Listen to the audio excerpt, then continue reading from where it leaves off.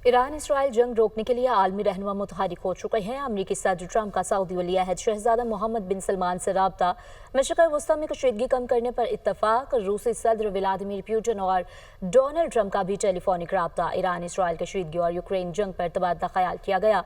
दोनों रहनुमाओं के ईरान के जौहरी प्रोग्राम बारे भी गुफ्तगू। दोनों रहनुमाओं का इसराइल ईरान जंग बंदी की जरूरत पर जोर। तुर्क सदर रजब तैयब उर्दवान का भी अमरीकी सदर डोनाल्ड ट्रंप से रब्ता हुआ। दोनों रहनुमाओं ने सूरत हाल को नॉर्मल करने में किरदार अदा करने पर जोर दिया है।